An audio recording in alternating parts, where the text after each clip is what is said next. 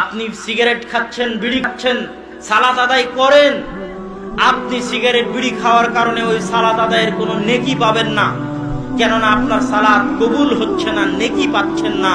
কিন্তু সালাত যদি ছেড়ে দিতেন তাহলে যে গুনাহ হতো, সালাত আদায় করার কারণে গুনাহ থেকে বেঁচে যাবেন। সালাত হচ্ছে আপনার সাথে আল্লাহর সম্পর্ক স্থাপনকারী একমাত্র মাধ্যম। এই জন্য আপনি যদি জেনাও করেন, জেনা শেষ করে উঠে সালাত আদায় করতে হবে। আপনি যদি বিড়িও খান, বিড়ি শেষ করে উঠে সালাত আদায় করতে হবে। এখনই 1 লক্ষ টাকার ঘুষ নিলেন, ঘুষ খেয়ে এসে সালাত আদায় করতে হবে। এখনই সুদের টাকা ভক্ষণ করে আসলেন, সুদের চেক কেটে আসলেন, সুদের চেক কেটে এসে সালাত আদায় করতে হবে। কেন বলেন তো? এই সালাতের বরকতে আপনি একদিন হেদায়েত হয়ে যাবেন। কিন্তু এই সালাত যদি ছেড়ে দেন, আপনার হেদায়েত হওয়ার রাস্তা বন্ধ হয়ে যাবে। এই সালাত যদি ধরে রাখেন, না যদি ছাড়েন, একদিন না একদিন এই সালাতের বরকতে আল্লাহ সুবহানাহু ওয়া তাআলা আপনাকে পরিপূর্ণ হেদায়েত করে দিবে ইনশাআল্লাহ। এই জন্য সালাত কোনো সময় পরিত্যাগ করা যাবে না। দ্বীনি ভাইদের দাওয়াতের ক্ষেত্রে বলছিলাম, 1 নাম্বার হচ্ছে সালাত। সালাত হচ্ছে আসল।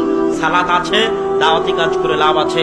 সালাত নাই, দাওয়াতি কাজ করে লাভ নেই। 2 নাম্বার কোরআন। নিজে কোরআন শিখতে হবে, অন্যকে কোরআন শিখাতে হবে। কোরআনের উপর যে দৈন্য দশা, বেহাল দশা সারা বাংলাদেশের মুসলমানদের। একটা সময় তাও কিছু মক্তব ছিল, চলতো।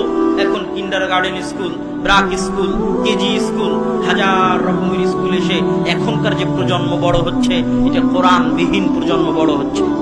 ভয়ঙ্করতম প্রজন্ম বড় হচ্ছে, যাদের কানে কোরআনের আয়াত পৌঁছতেছে না, যাদের শিক্ষায়, যাদের জ্ঞানে কোরআনের আয়াত পৌঁছতেছে না।